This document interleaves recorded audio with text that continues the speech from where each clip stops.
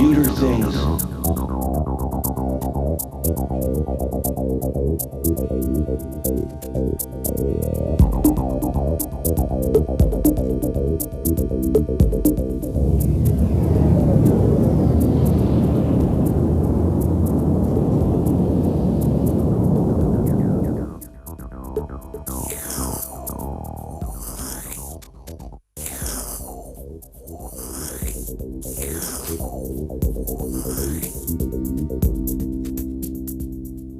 Oh, Tim, it is so beautiful.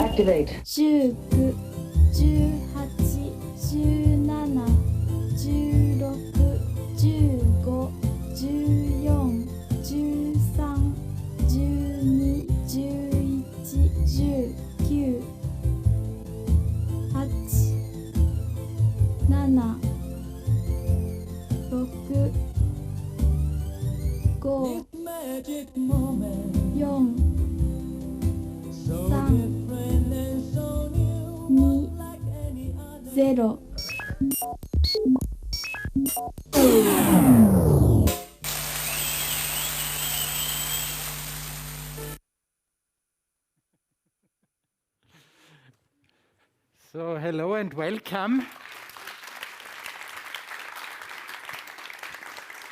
to the birthday party of Futurelab and Ars Electronica Center. It's 25 years.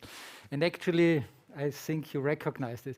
This was an unedited video from the good old times in 1997, 1 year after the start of the Futurelab, and these were actually really high-end computer graphics at them. The sunflower that you saw, it was actually a commissioned work that took, I think, all the computer graphics from our SGI machines to be realized. And, well, where have we come? Now we are here in the deep space.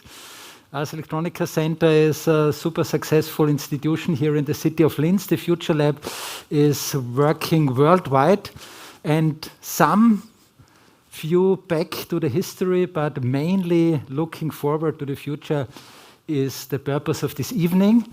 And of course, everything we have achieved, we wouldn't have been able to achieve without the strong and continuous support of the city of Linz. I mean, you really have to imagine the festival started 42 years ago, Center and Futurelab 25 years ago. This is really a long and stable support that we got, and the support is going on. And it shows not only in the super big budgets that we, of course, get every year, do we? But also in really the wonderful situation that our mayor, Klaus Luger, also today found the time to join us here to open this birthday party.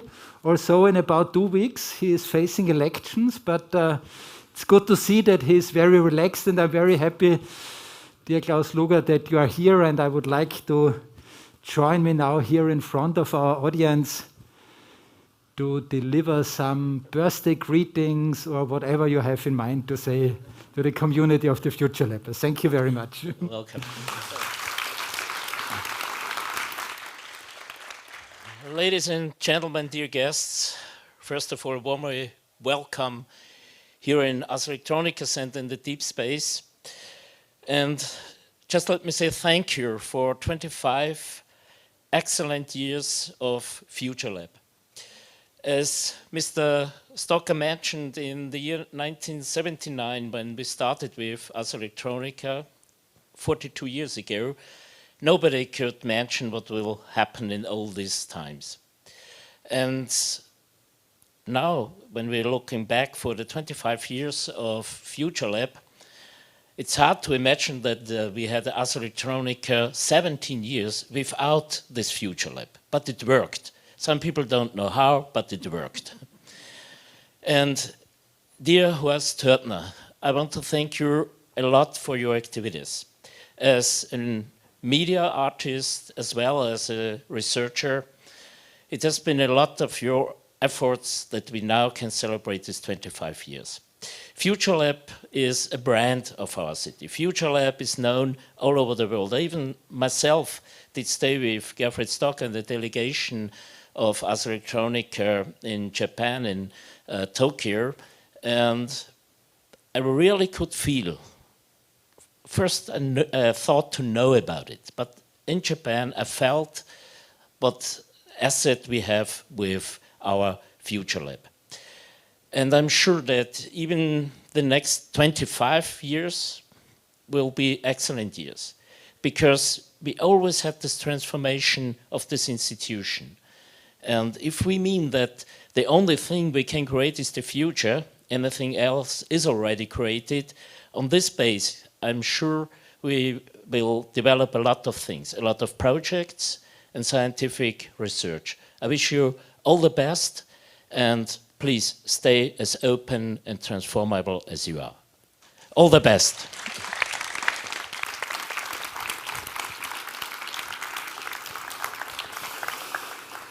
Thank you very much for this welcome address, and again for the continuous support. People who know me know that I have a secret list with names of people who start presentations when they're invited to talk about something, who start with I. I have a list with people who do it in the third sentence, in the second sentence, and there are a few actually who usually start every talk they gave with I. And I really hate this, but today the really great thing is I can really start this short introduction to the Ars Electronica Futurelab's history and the history of the Ars Electronica Center with an I, because I was from the very beginning part of this super interesting experience. In the same way as Horst, and there are still some others around here in our organization who started with us in '95 to build up the exhibition plans for this new Ars Electronica Center. And some of them who were initially brought here to Linz to help us to realize these visionary ideas. I mean, imagine 1995, and there was the concept that a new Ars Electronica Center should be opened. And Hannes Leopold Zeder, who came up with the original idea for the Ars Electronica Center, had invited the most famous media artists of this time to come up with visionary concepts how this Ars Electronica Center should look like. And I can tell you, it was amazing.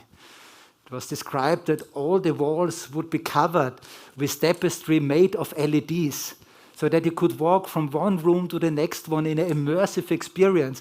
Seamlessly, sensors would recognize every movement there. And yeah, it would be just like a tapestry. And this is just one of the really nice stories that were there. Well, and then it was '95, and the building was almost finished, and the LED tapestry still was not on the market. So we actually had a very nice and desperate mission ahead of us. What else could we do? How could we fill up, it was like 1,800 square meters at this time, exhibition space that on the one side would really justify that it's called Ars Electronica Center, and on the other side not too disappointing compared to all these visionary ideas that were in these early papers. And of course, there was no chance at this time to go to any company or any startup. I think the word startup didn't really exist, at least not in this part of the world here at this time, or to a university and say, okay, you know, we have these super ideas and can you realize it?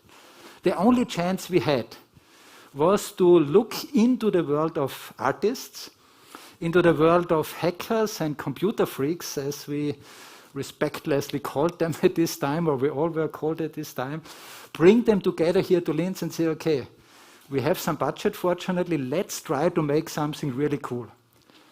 And I cut it here because we wouldn't be here with you if it wouldn't have been cool, what was realized, if it wouldn't have been successful. But this story that starts with the I ends with the Futurelab. Because the Futurelab is actually born out of this need to create something new and unexpected, to create something that nobody else has done before. And there were spectacular installations there at this time.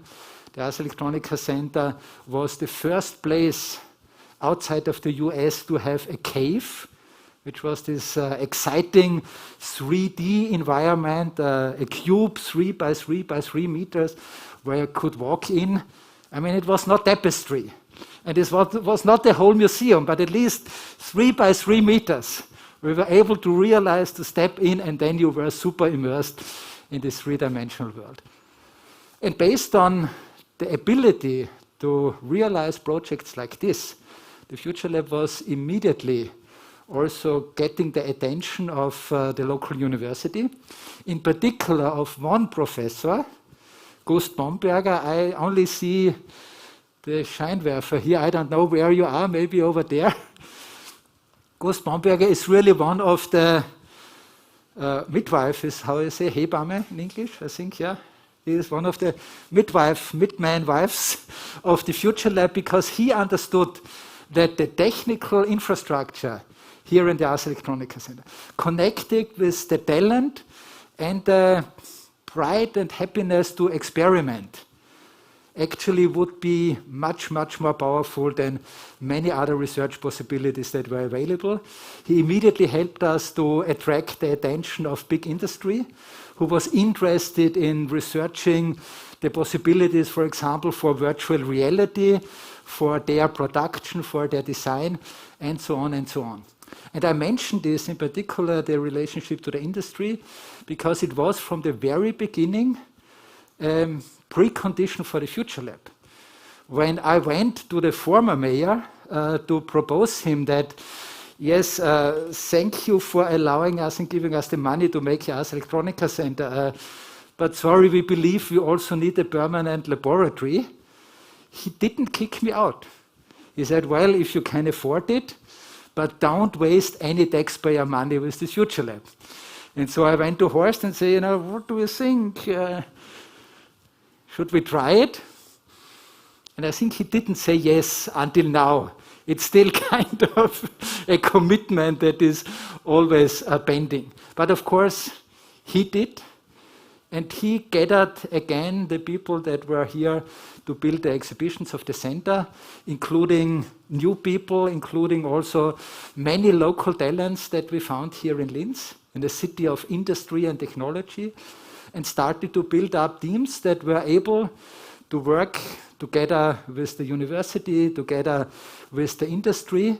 But of course, and you saw some examples also in this exciting 97 video, but also together with many, many artists. So the Futurelab became a wonderful prototype for a laboratory in the truest sense of Ars Electronica's early mission, to be an institution for art, technology, and society. And that's it. Without any further ado, I have to speed up, because this was just the first year. Now I could go on year by year. But as I mentioned, the Ars Electronica Futurelab is, of course, an integral part of the foundation of building up the Ars Electronica Center. And also the Ars Electronica Center, of course, has 25 years of history. And before I totally lose myself in this sentimental journey about all the great things that happened, I would like to hand over now to Andreas Bauer. He is one of the two directors of our Ars Electronica Center, running here the daily operations, developing new ideas for the center. And he and Christoph Kramer, his colleague, made it actually the most successful museum here in Linz. We have more visitors than all the other museums together, and so on and so on. Thank you very much.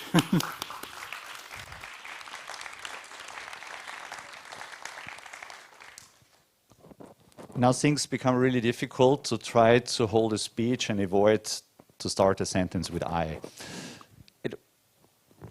Having to recap 25 years also of Ars Electronica Center means that it also has a lot with my history to do, because I work here not since the beginning, but nearly. I joined Ars Electronica in 2000 and hopped off and on several times.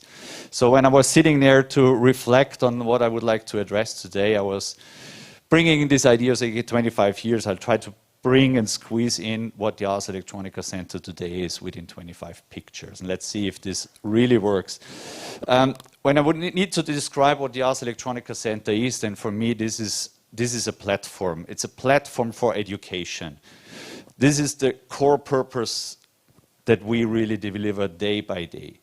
And we deeply believe that we cannot explain technology and the use of technology and the effect that it has on our society solely by using elegant electronic or technological devices. We are humans. We are human livings. We try to and we like and we share to interact with each other.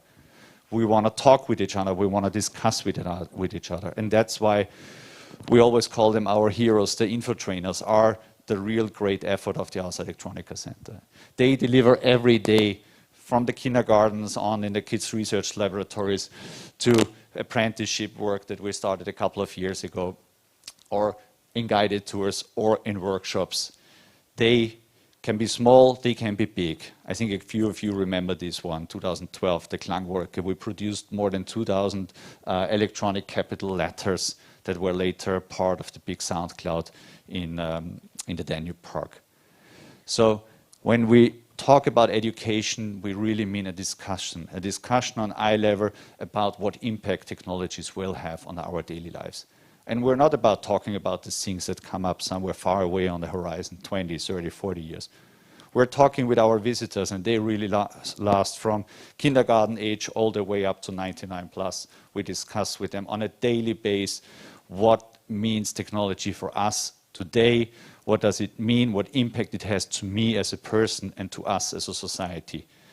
Because we don't want to wake up in a future that we haven't intended, that we didn't go on purpose, that we are more mature citizens that share our, and that are proud and they can commit to their ideas. Well, the last year was difficult. Well, no doubt about that. But again, it was a great way of transforming Ars Electronica and Ars Electronica Center. We started home delivery, and home delivery is really meant we deliver what we offer here in workshops also to you at home, and we offer it also to schools. And it will be a permanent part. It will continue doing it, and don't say that this is like for high-ranking schools. Yeah, the most popular workshops we book here is with primary schools. Yeah. And that was actually also astonishing for us, that actually really primary teachers really took on this idea of also being remotely connected to an institution that is so dedicated to the education and to the discussion about technology and their development. But of course also we have this wonderful deep space, and the deep space is not only a place for fantastic presentations, it's a platform again for education. It might be the anatomy lessons that became very, very popular in here, not only for the medical students, but also for the general public. It was even so special that we had several times live surgeries. One was a heart surgery, and the patient's wife was actually sitting inside the deep space here watching her husband being surged at the Kepler University clinic at the same time. And then a couple of weeks later, he came and rewatched what they actually saw, and he kind of looked inside himself. He's fine. Platform for education means also that we not only deliver, but we also collaborate with a lot of education partners.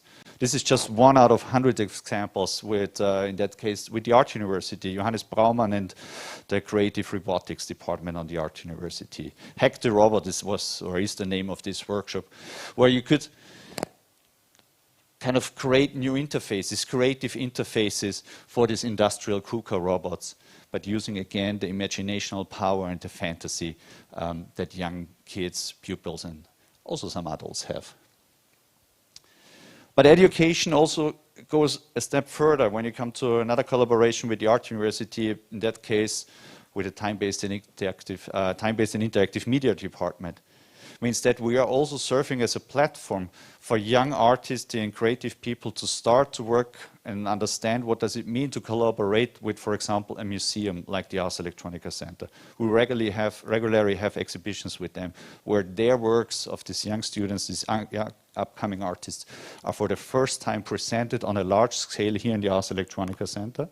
So they really learn what does it mean to work together with a cultural institution on one hand. Timeout, I think we're on, is it 10 now? 10 or 11 already. So this was a picture of timeout 6. And when we talk about education, of course, we also have the classical school area. And there, where we really address are the teachers. We regularly hold teacher trainings, using the Ars Electronica Center, again, as a platform, how they can use this transformational power of technology in their schools, in their classrooms. And we developed an ambassador system with more than 150 ambassadors all across Austria already. So these are teachers that are also fascinated by the idea of Ars Electronica and try to bring this idea into their schools and use it again. Of course, home delivery helps, because now we often have schools in Germany, in South Bavarian area, and we delivered also home deliveries all the way across the Atlantic to Mexico, thanks to technology. Ars Electronica as a platform means that also our info trainers have come up with ideas, and the wonderful thing about working here is that you really have the possibility to share your ideas and get them into reality. One of these ideas was actually, couldn't we create a book about the fascinating exhibitions? That was an idea from the info trainers.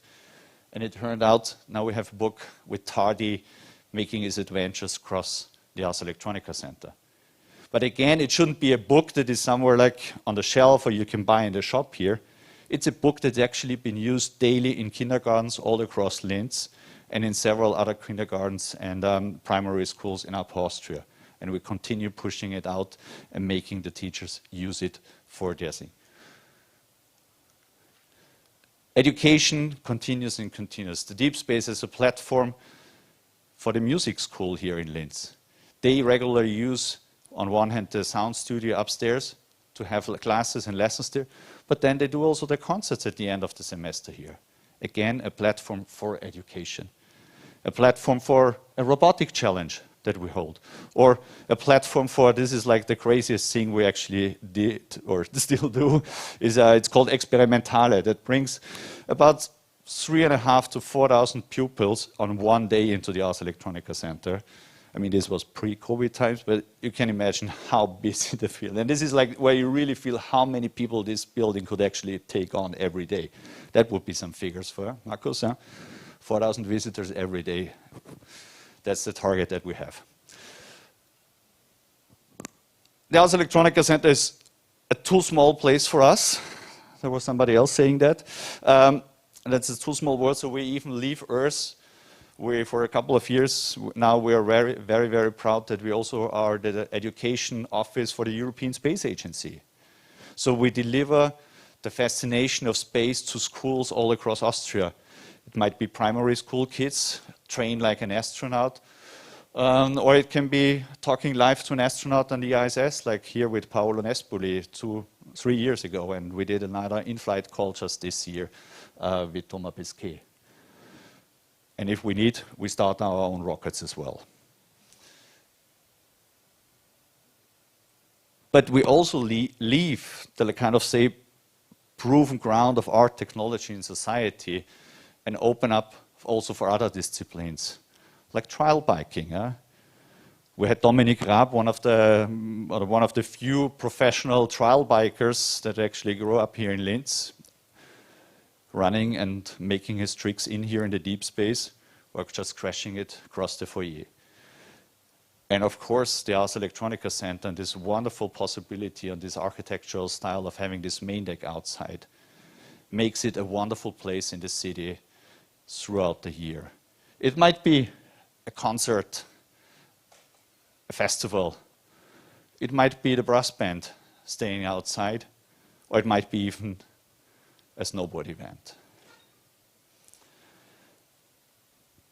To sum up, for me, the Ars Electronica Center is a place of humanity, is a place where people from all around the world with all kind of different backpacks meet, talk, discuss, share, laugh, party with each other. And I'm pretty sure that we will continue this thing for much more than the next 25 years. If you count it, that's the last slide, and if you count it with media pictures, it was actually not 25 pictures, it were 26. And the reason for that is that Ars Electronica Futurelab, Ars Electronica pre-festival center solutions. One thing about Ars Electronica is that we always go one step further. Either it's Gerfried who is pushing us that way, or we feel it ourselves because we needed to do it. And that's for me why I spent more than the last 20 years being part of this great and wonderful organization. Thank you very much.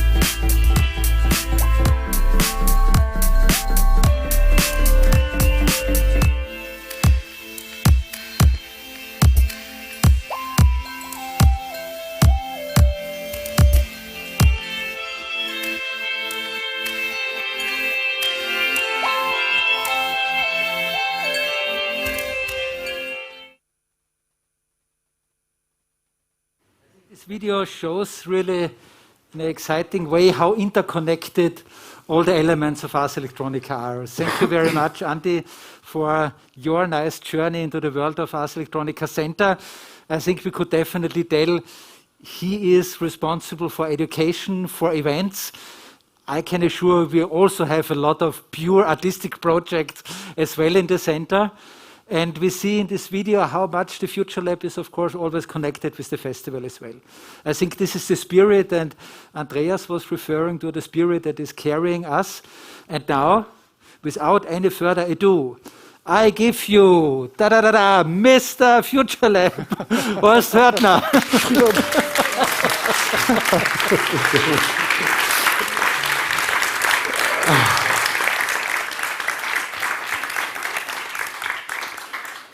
25 years, what a journey.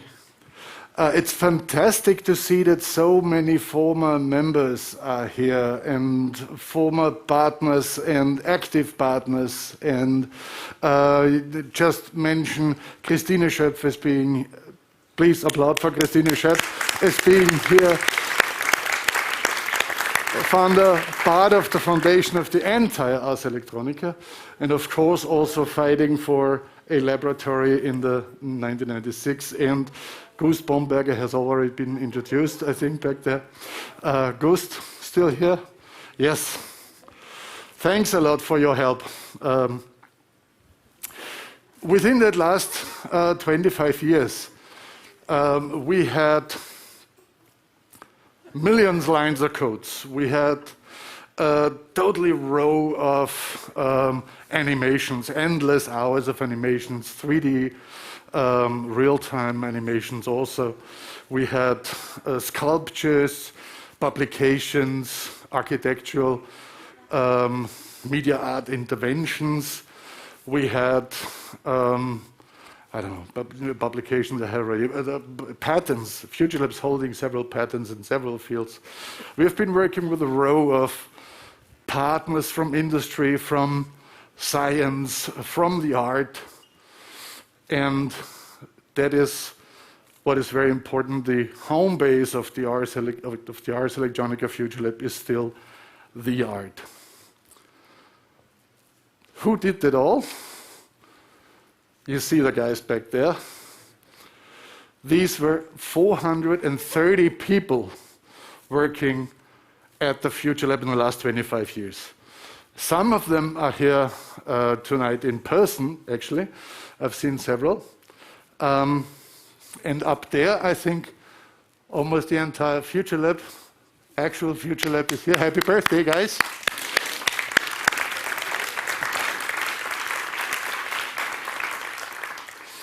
And we also have learned throughout the years that there's people who have been here walking the path with us and working with us throughout those achievements that we had.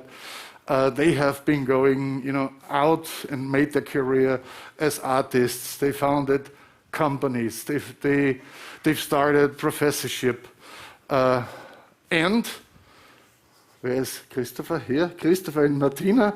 Christopher, the vice dean of the local university here, was also a partner in the directorium, director at the Ars Electronica Futurelab, and for, I don't know, 20 years or so. Thank you very much also, Christopher, for your contribution to the laboratory.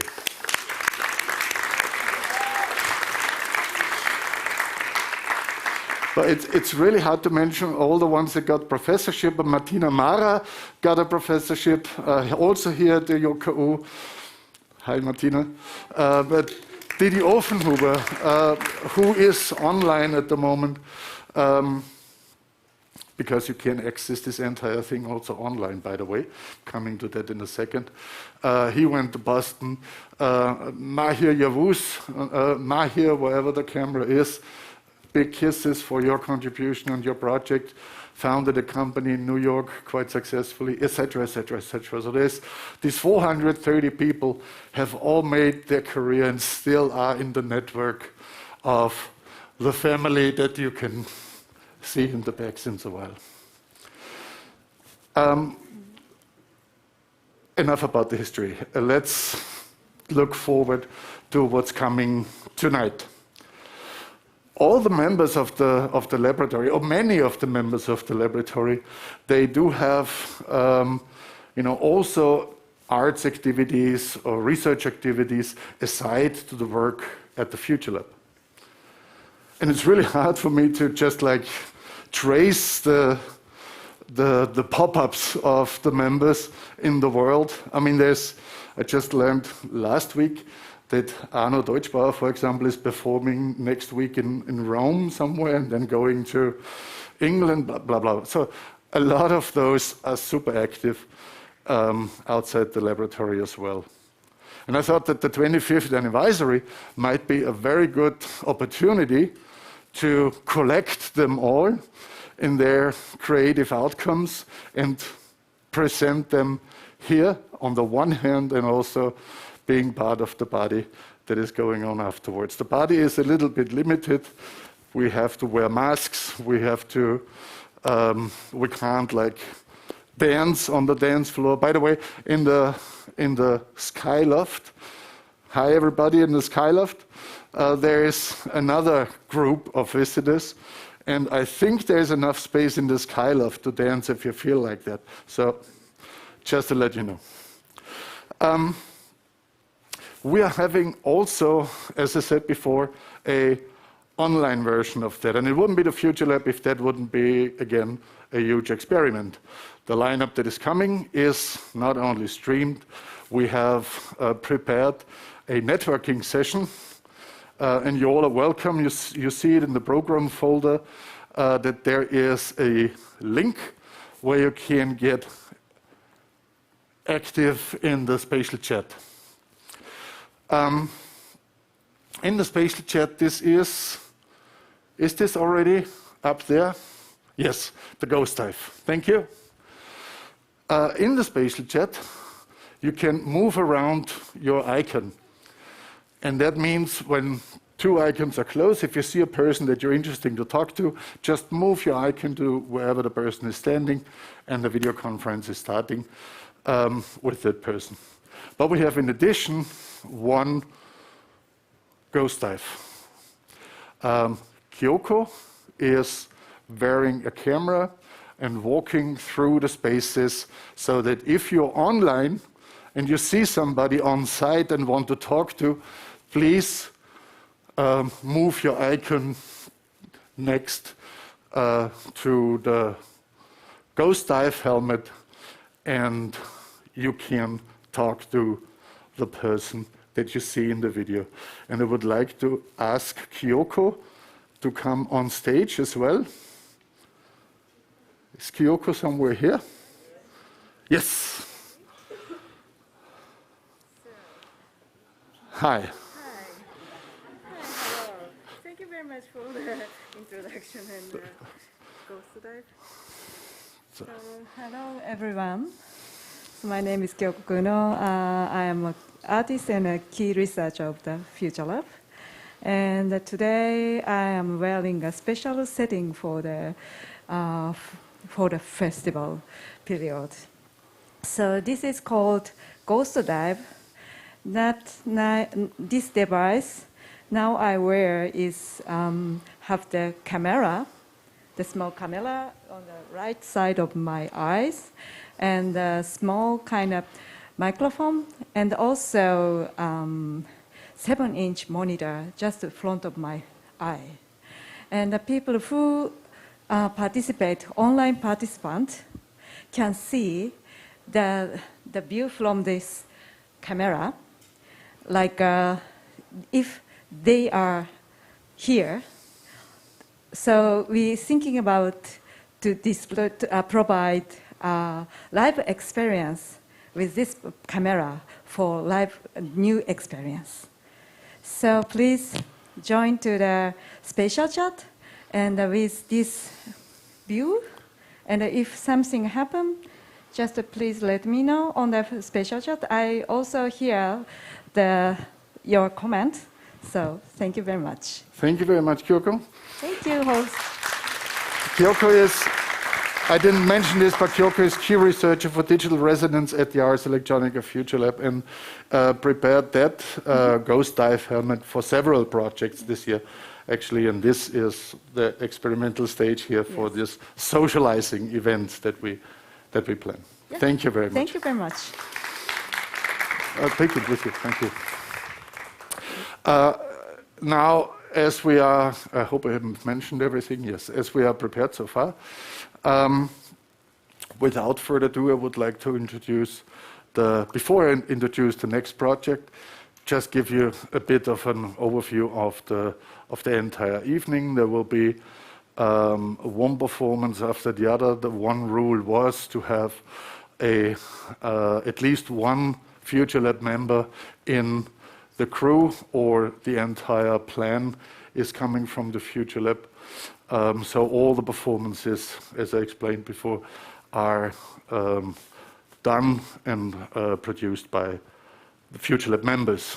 Some of them are works that have been done within the Futurelab, the first three, of course. And I would like to welcome two people on stage to introduce you to their project, the Experts of the Future, which is Denise Hirtenfelder and Barbara Habringer.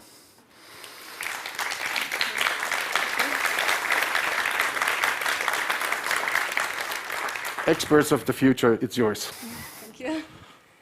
Yeah, dear audience, we, Denise Hirtenfelder and I, Barbara Habringer, also want to welcome you to the Futurelab Night performances. So, how does planet Earth look like in future? What positive things can we do there? How does the landscape look like? And how is the climate like? How do we move there? Those are just some of the questions that we at the Futurelab deal with every day. We, as the young members, did an interesting field study to celebrate the 25th anniversary of the Futurelab in a special way. We had the goal to collect opinions from experts of the future from all over the world. We wanted to speculate together about possible future narratives. But who are these internationally renowned future scientists? Yeah, let's hear together what they have to say.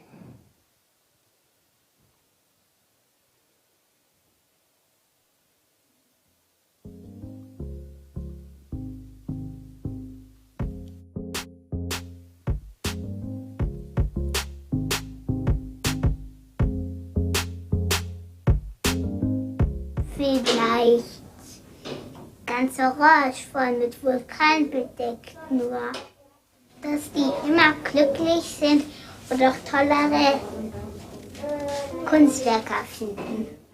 Ich werde das sofort ein Museum bauen. Dobar dan, zovem se Ilić Aleksej.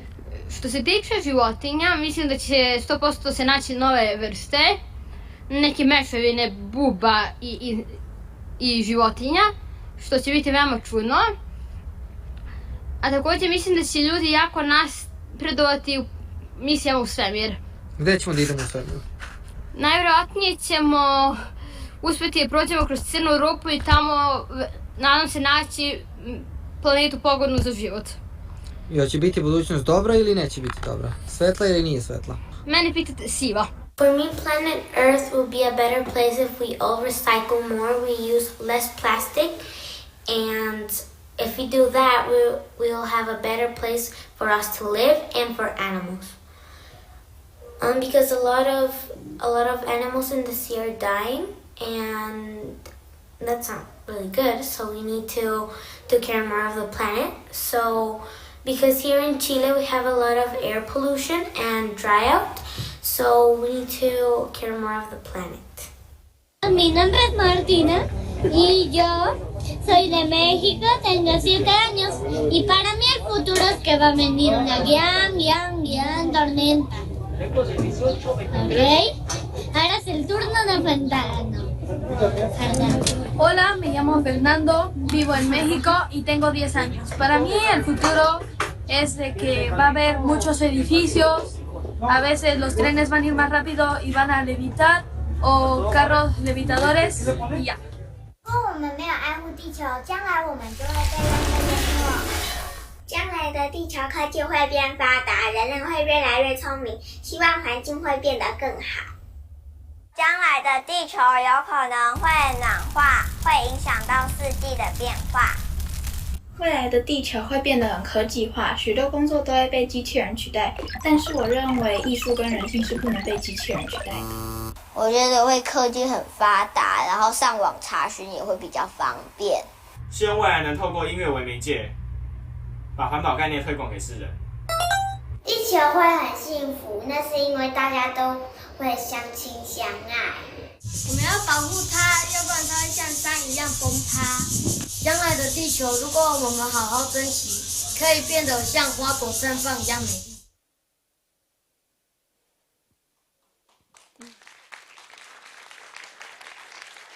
Okay.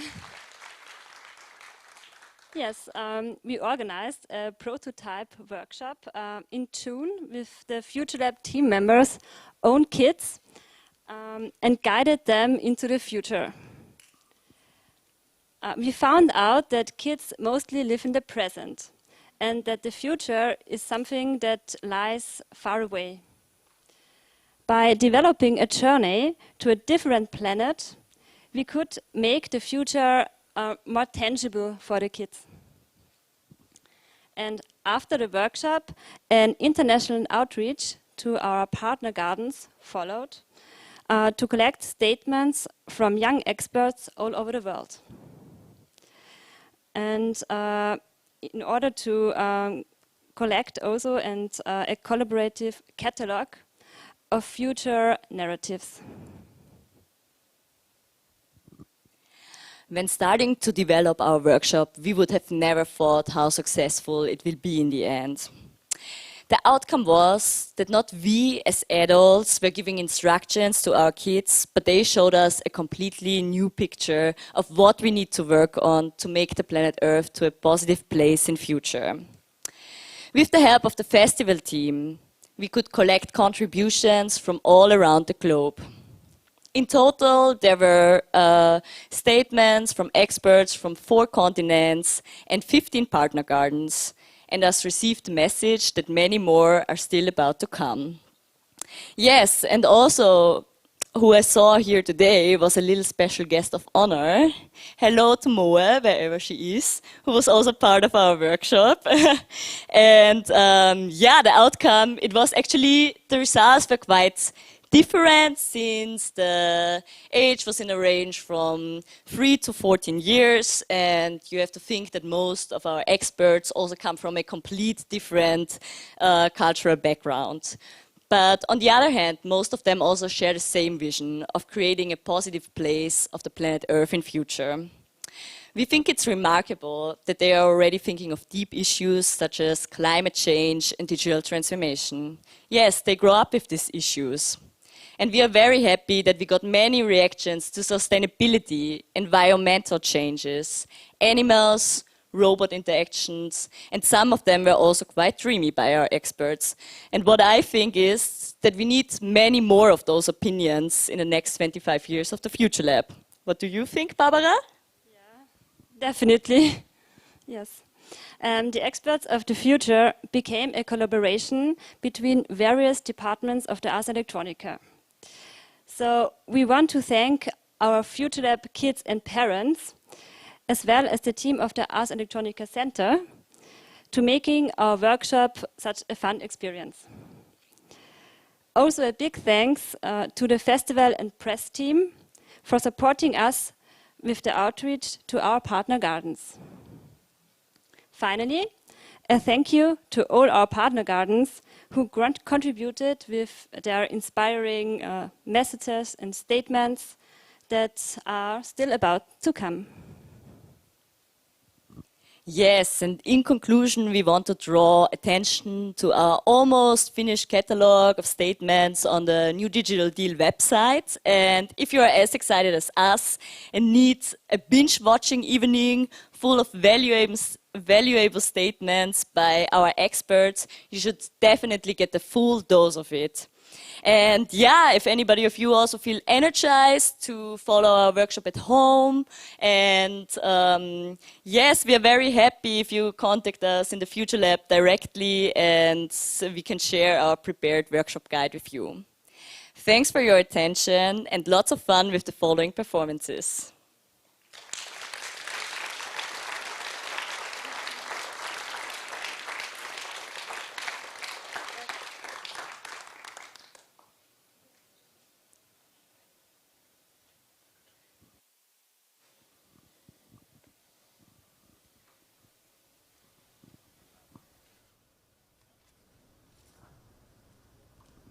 Hello, everybody. My name is Emiko Ogawa. I'm also the ex-Futurelab member.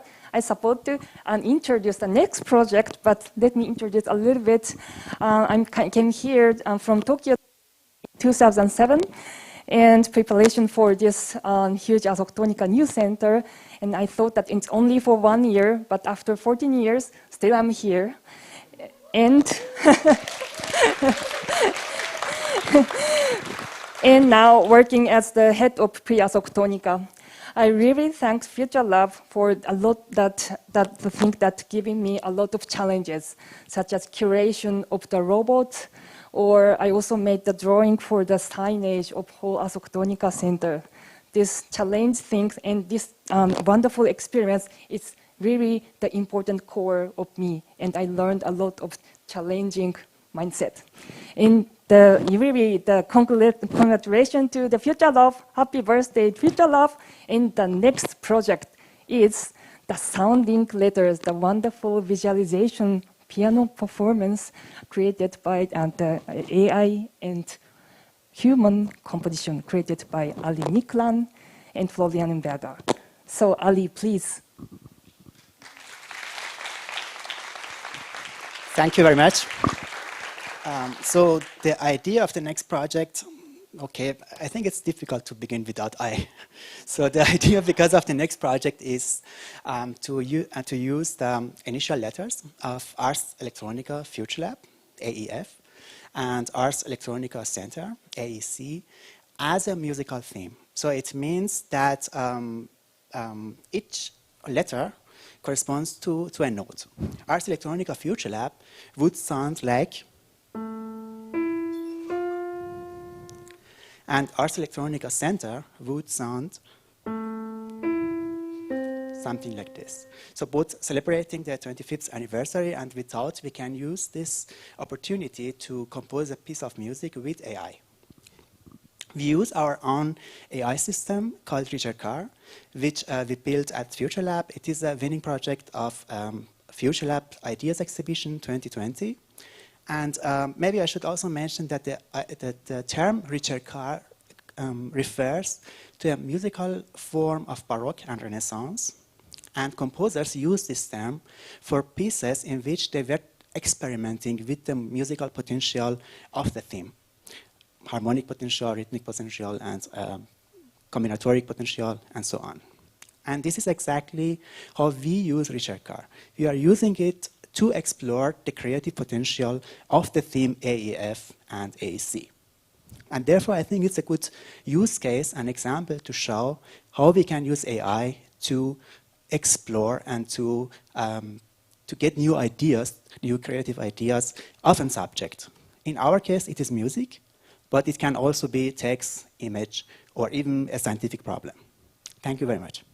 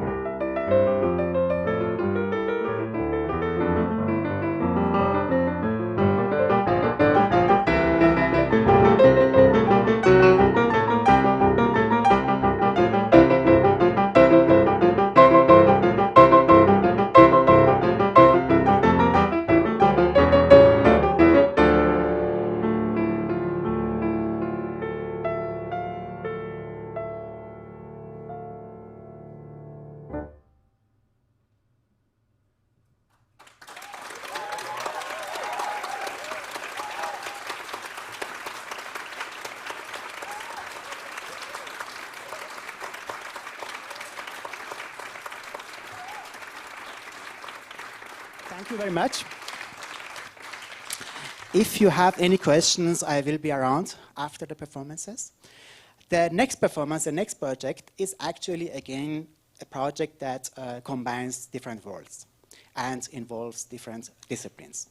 So Anna, maybe you can say something about your project. Thank you.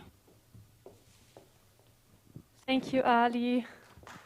Hello, welcome everyone.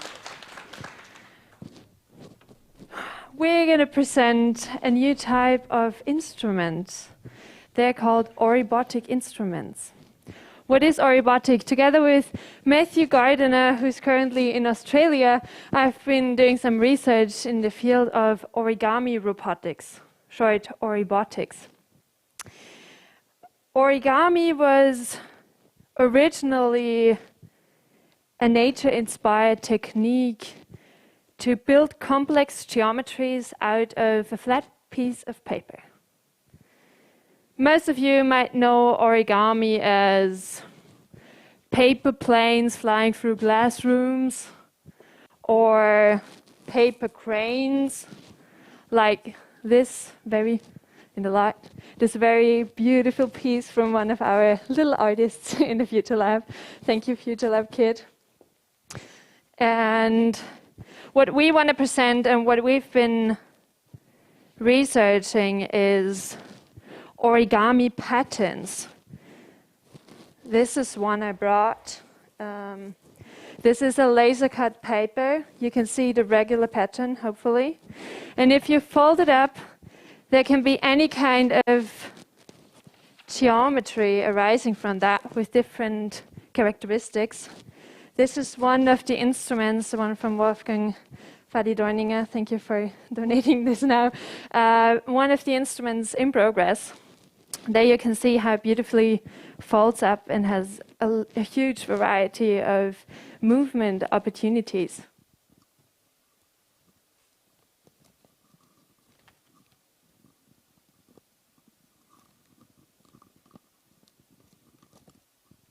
And this is what we started with. We've been interested in ori, folding, gami, paper, and added some robotic aspect to it. We electrified our paper instruments to give sound to folds.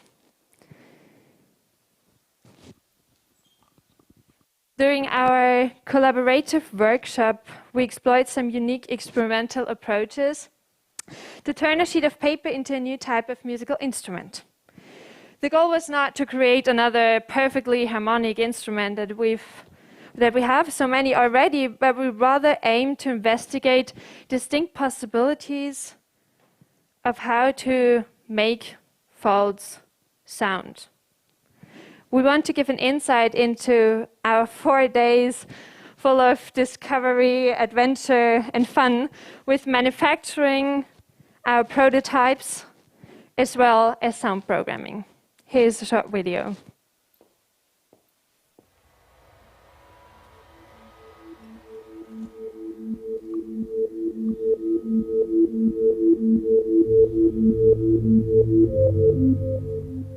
We kicked off our workshop by having a very inspirational and informative talk by Matthew Gardiner, who had a video call with us from Australia.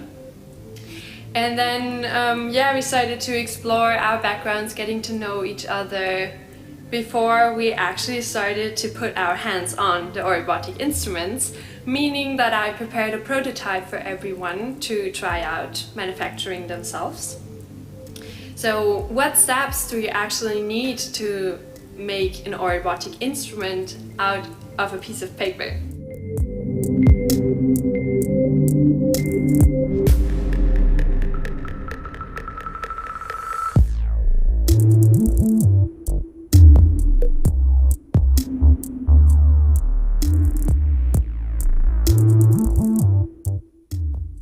We started with folding the paper. It's laser pre-cutted and to make the folds more exact, and then moved on to do the wiring And the last step is to solder the wires to the PCBs and then connect the PCBs via cable.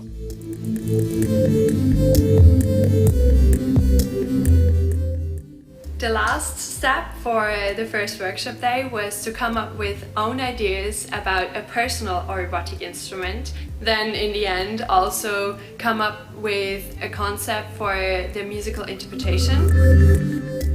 What's the musical character of my origami folding geometry? Or also like, what is the unique sound that I want to give to my instrument? Those were questions that we dealt with. The third workshop day was then we were ready for some input about how to realize the musical programming. That was where Arno came into play, and he gave us a really helpful input about how to use the program, what were the basics to understand for the programming and stuff.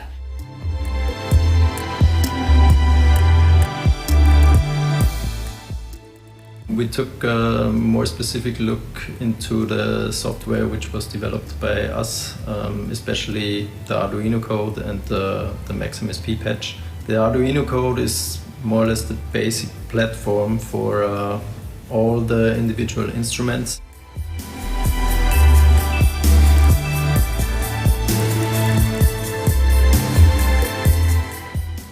The Maximus P patch, which we presented in that workshop, is more or less something which they can use, they can adapt, they can modify, but in the end it's also possible to use, for instance, a sequencer directly, or work with some other software connections like Super Collider or Pure Data.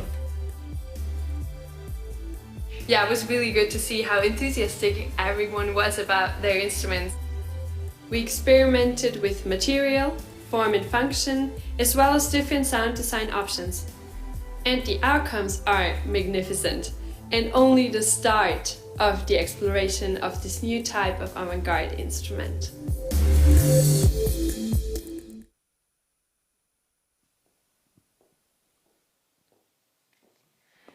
Please, dear crew, join me on stage. Come up. High-tech meets tradition. Electronic music meets origami, creating robotic instruments. Our focus during our research, Matthew Gardner's and my focus, was to create self-aware origami. How can we sense a single fold's movement? And how can we use sensors to analyze the state that the origami is in at the moment? The workshop participants right here behind me are pulling out the instruments that they created over the course of the past few weeks, and we'll give you a little insight in what they experimented with, what they came up with, what ideas. I'm shortly going to introduce you to the main concepts they came up with. So Aurelia's already ready. She chose a very unique approach. She made an electronic composition herself, which she is live DJing with this fancy robotic controller. With the instrument, she mutes sounds, adds effects, and yeah, basically the instrument works like various tools in a digital audio workspace. Her instrument is a little like a jazz musician, maybe. You know the rules, but you disobey on purpose. You go with the flow and see where it takes you. We're looking forward to your performance. I'll also introduce you to Wolfgang Fadi Dorninger. He's today playing on our workshop prototype. The sound design that he made himself is based on generating, controlling, and playing large amounts of MIDI data. The instrument functions as a controller to generate very few to ideally hundreds of MIDI signals by movements in the game, muting and unmuting sounds continuously. It is not so much about playing, is what he said, playing notes with the robotic instrument. It's way more about the control of sounds in highly complex synthesizers, like Vittel or Serum. This is Ori Cloud, as they called it. Yasan Sand and Carla Zamora made it together. She's performing today for us. This is a pattern that is called Resh 4.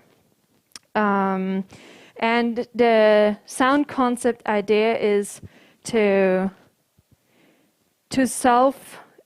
use self-recorded sounds that Carla brought herself and activate them by touching the aluminum panels on top here. It's a larger instrument and it's possible to make it grow over time. So the longer she's going to be involved here, the larger the instrument is going to be. That's the plan. Okay, cool. And last but not least, this is Ivan Petkov. He developed kind of a chaotic sound system for his robotic instrument, which is based on the so-called Yoshimura pattern that you see here. For those who are more interested into the musical background, he feeds the capacitive touch sense signal from the instrument into an Ableton synthesizer, varying the sound speed with the incoming data. For those who have no clue what it means, let's get right into it and see what it sounds like, right?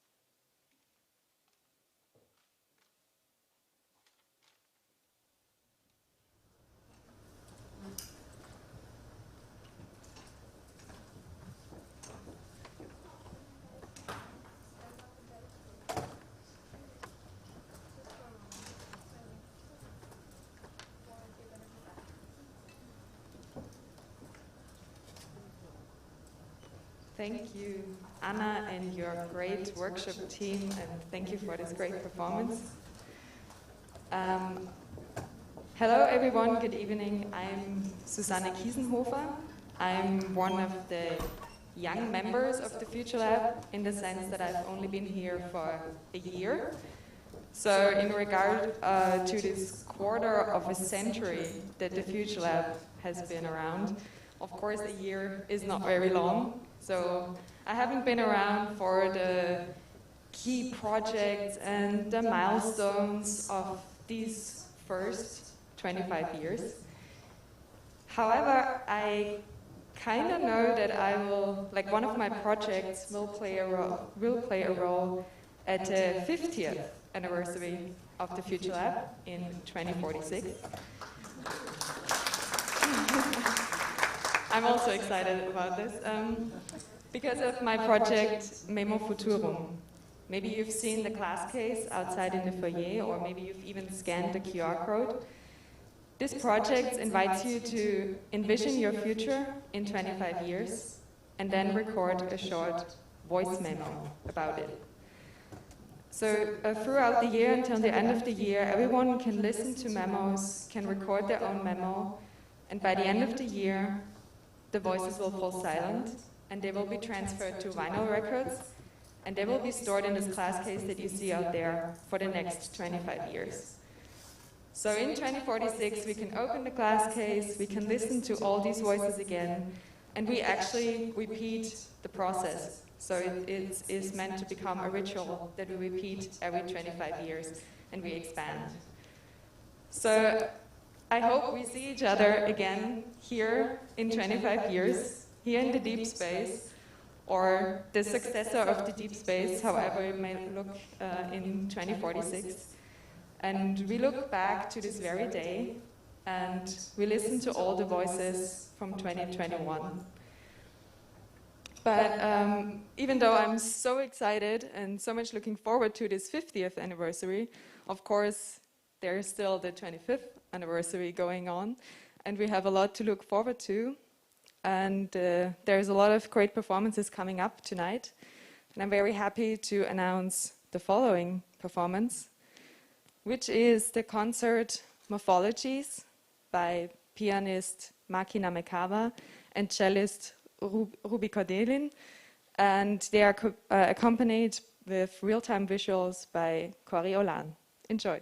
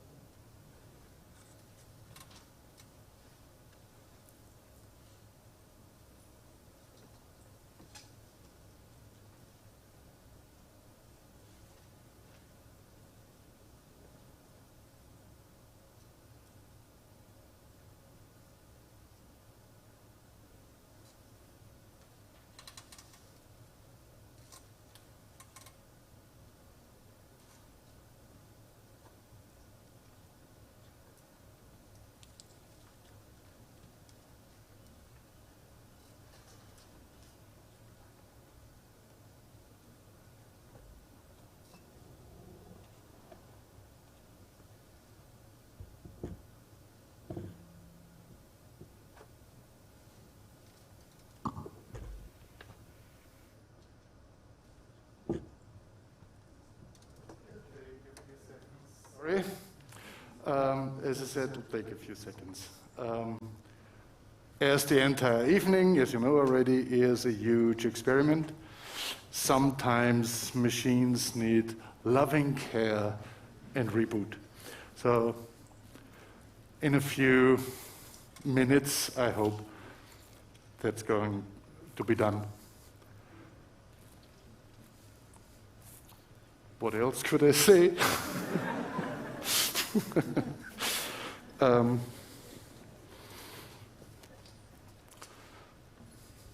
See you in 50 years? No. Pretty sure, as you can see, it's moving on. Thanks a lot.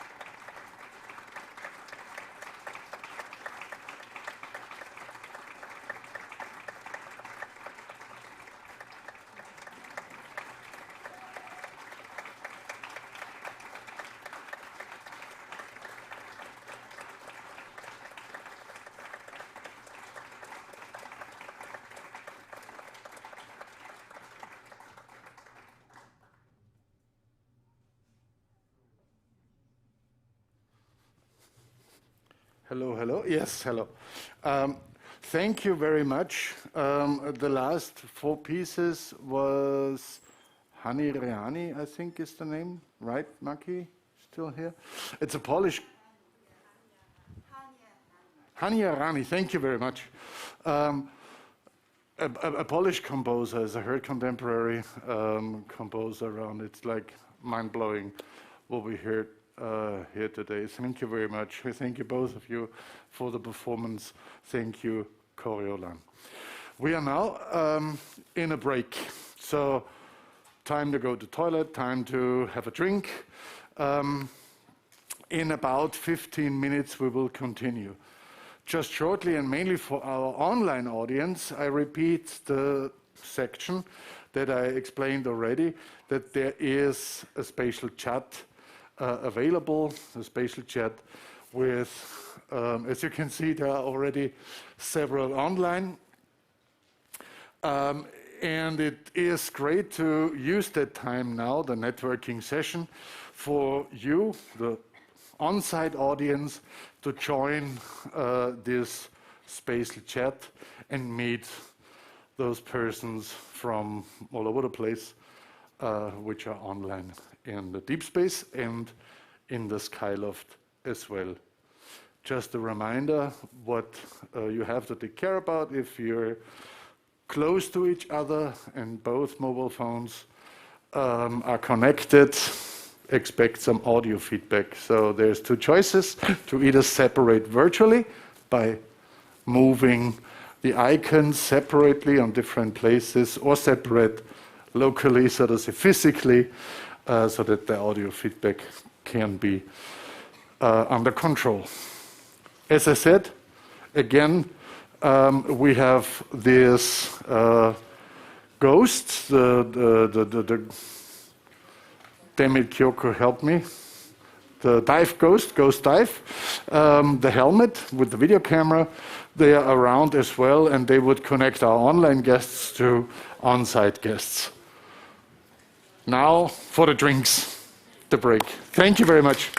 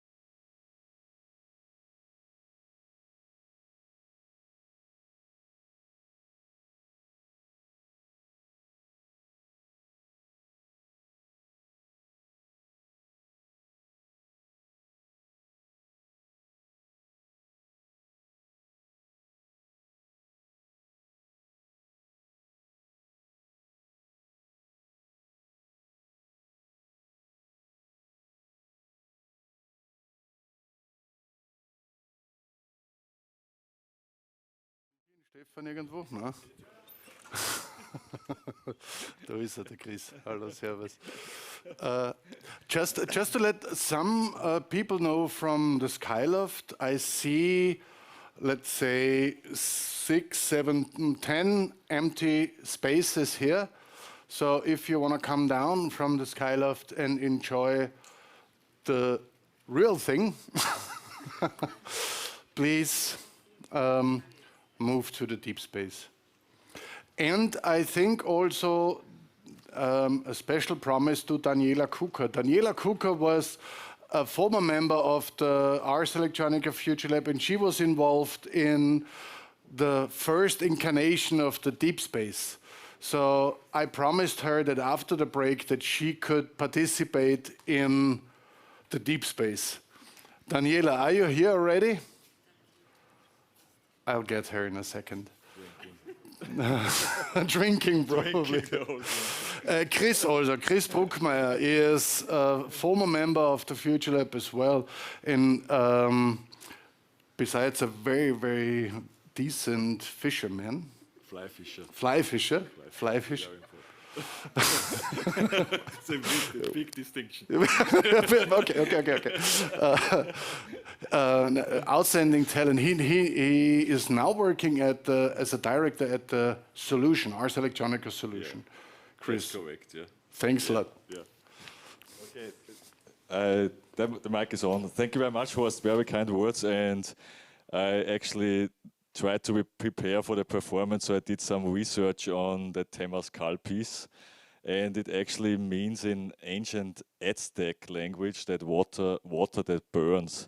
So I think this is a very fitting phrase for the future alchemists that are sitting here, or practically the alchemists of the future. So I think that we actually can expect something on that level. So I would like to introduce Florian Berger and Gaston Elliott-Ross, who are going to perform Temazcal and do some alchemy, do some magic, and give us some joy the next 15 minutes, okay? And don't take it too serious, because that's very important. We need to have some good time. Thank you very much. Now they're on stage. Thank you.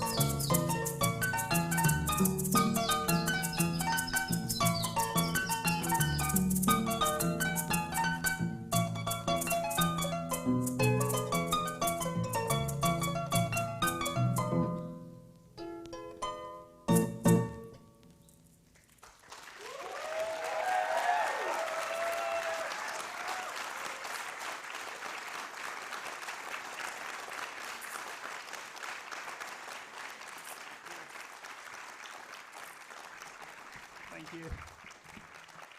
Thank you very much.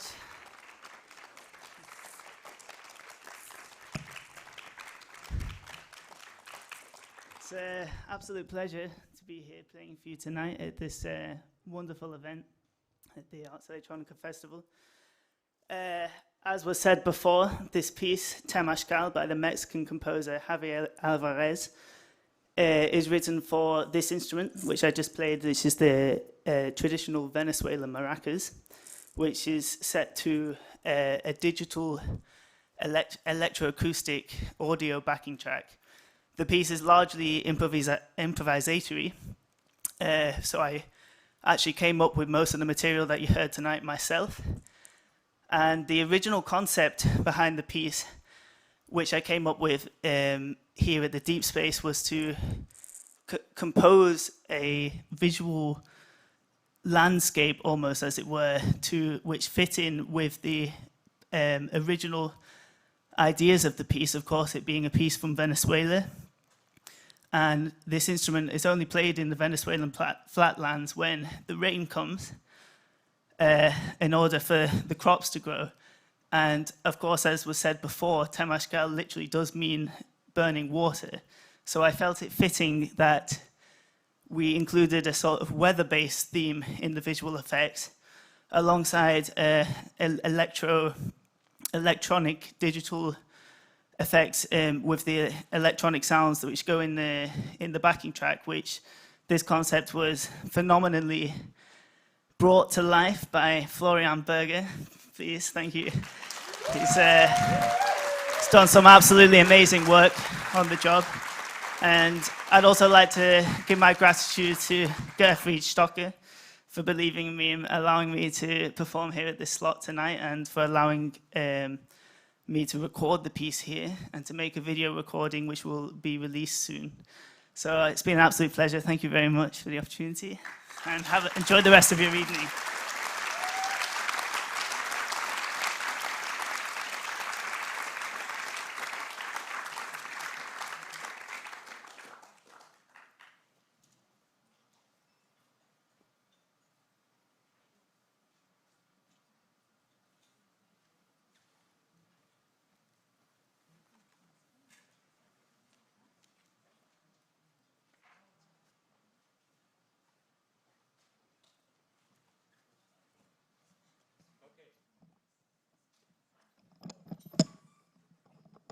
Okay, so it's a great pleasure for me to announce the next performance. But before doing this, I would like to thank very much the team of the Ars Electronica Futurelab that worked on the production of this evening today, and especially to Stefan Feichter, who really did, as a project manager, an incredible job.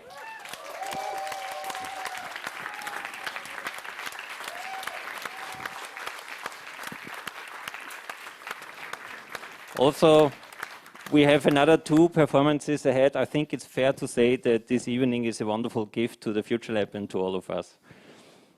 So, the next performance is an audiovisual performance by the Austrian duo Sective, which consists of Arno Deutschbauer and Micha,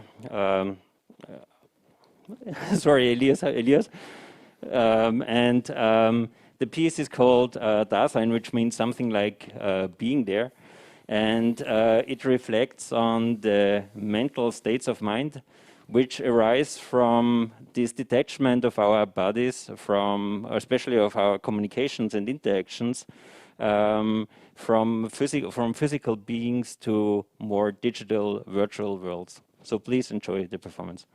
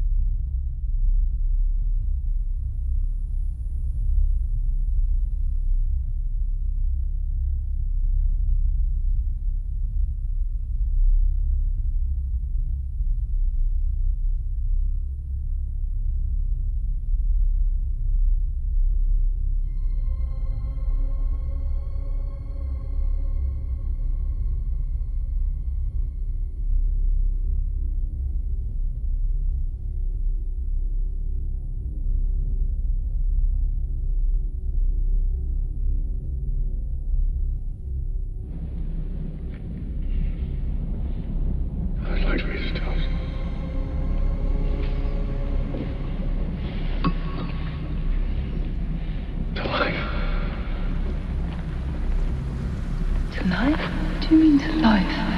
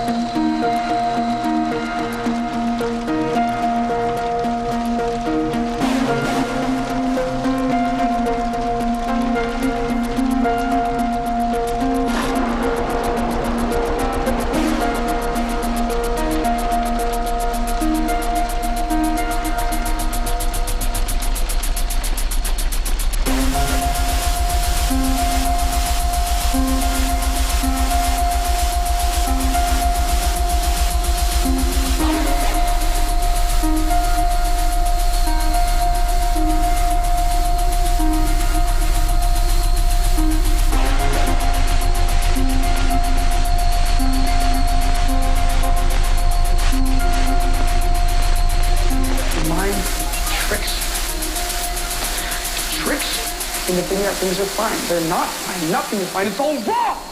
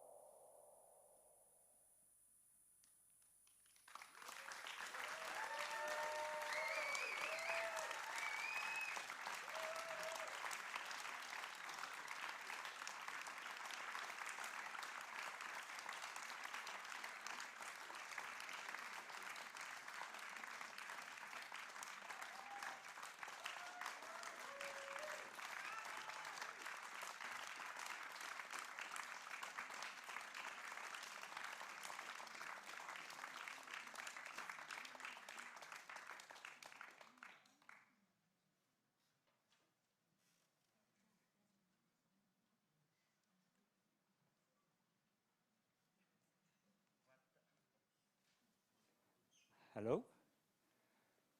How deep? What a deep night. Wow, great. Yeah, as me as an artist, you know, did you feel this vibration? To be honest, I missed this last year. What a really wonderful experience. I hope you had the same feelings through the festival. My name is Hide Ogawa from Ars Electronica Futurelab. I'm very honored to introduce the final program tonight. Next is the deepest place. Actually, I was asked from the artist two things. One is because of the deepness, some people might feel on the edge because of the sound. So if you have a little sensitivity about the sound, there's a earpod around the entrance. But of course, you might have natural, survival technique to protect something like this. That is number one. Second is, look, since there are a little bit of time to prepare, I needed to spend the time to let you breathe, and also to a little bit talk about the festival this year. This year's Ars Electronica Festival is all about a new digital deal. It's not about the way to get money, from digital transaction. Not that the deal. But what we're going to talk about is, as I mentioned at the beginning, what's the noise? What's the distortion between real and digital society and digital? Is the digital is going to be crazy, or are we still believing the digital can be dealing with some deep issues? In this morning, also as Futurelab, we discussed with tons of deep issues, so sensitive topics, but we needed to open up our eyes for the deep issues. In this way, I would like to take you on a journey to the deepest point. Of course, it's very painful. It's maybe on the edge. Next project is an artist from Futurelab, Stefan Mittelbock, Johannes Paul, and Johannes sorry.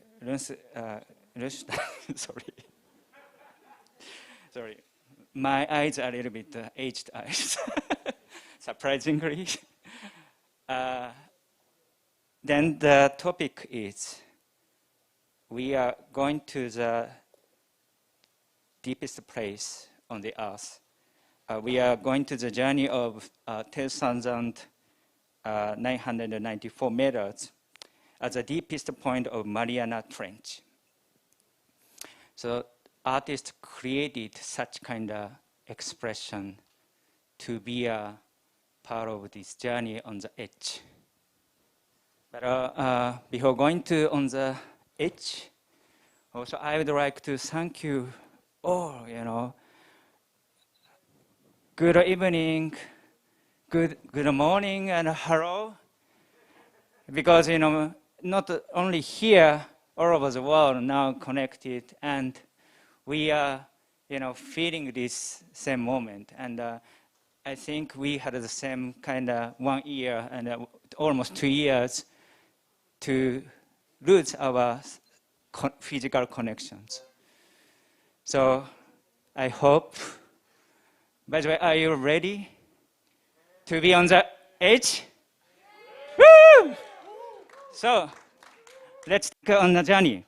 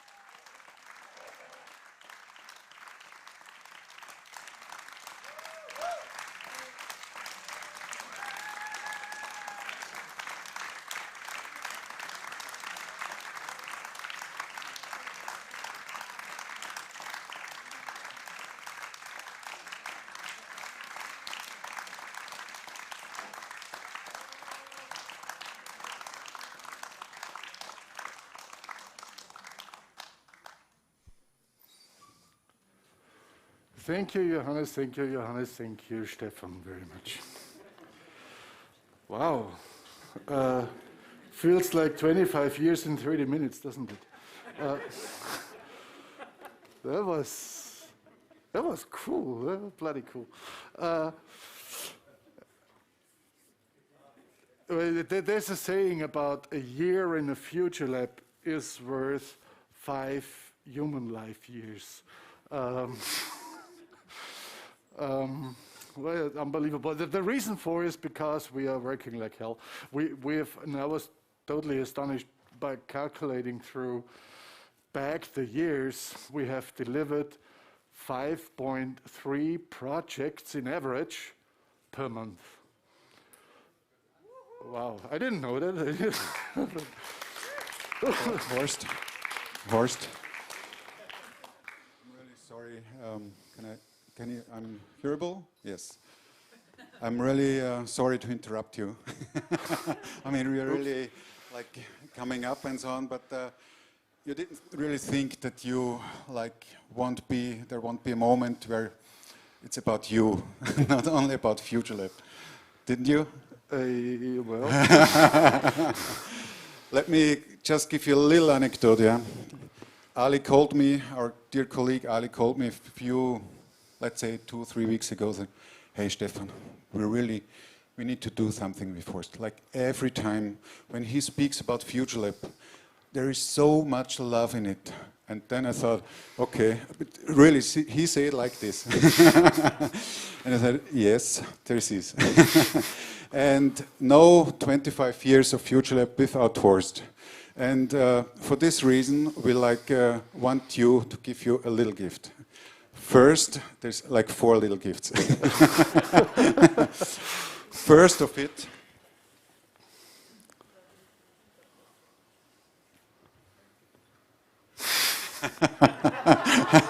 I think you really deserved it.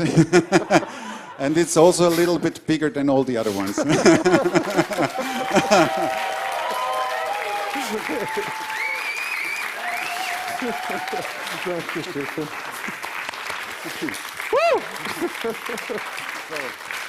And it's really from the depth of our heart to you for the last, in my case, for the last 20 years. And for your really all the effort you put in and all the great, emotional, whatever. I'm missing the words, sorry. But it's I'm crying already, man. Stop it. But the Nike, of course, is a nice thing. But another nice thing is, we know you like rum, right? Yeah. Let's put it on the floor because there will be more. So there is this Ron Zacapa. We know that you like it. It's a special edition. Oh, then we thought, go ahead, try another rum. Since I know he likes rum more than whiskey. I'm not sure if this changed in the last time, but we started with whiskey, then he changed to rum, and he kind of stick to rum. So, but like for the good old times, we also bought you a little whiskey.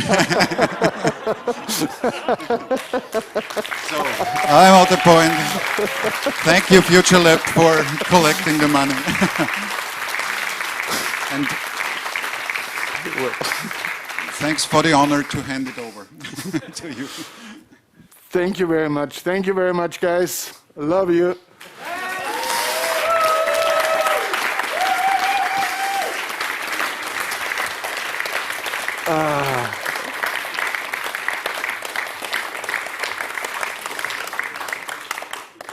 I think we do this next year again. What do you think?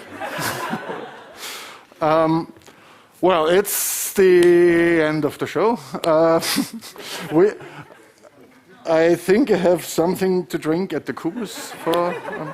So it would be great if you join us. We are going to meet at the Kubus, having some drinks, talking about the future, of course, and maybe the one or the other nice anecdote of the last 25 years. Thank you so much for being here. Thank you for the Roland, our technical director, mentioned it already. Thank you for the preparation, Stefan. This was like really mind-blowing. And it all worked. And also, not only Stefan, there was so many working here on that. Patrick, Sam, Florian, there's so many really that have been contributing and made that possible.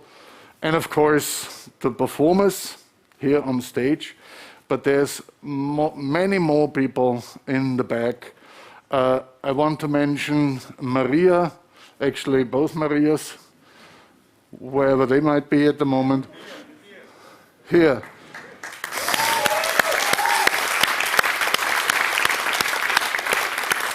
Thank you very much. Without you, this would all not happen in that smooth way as it did. And now let's have a drink, right?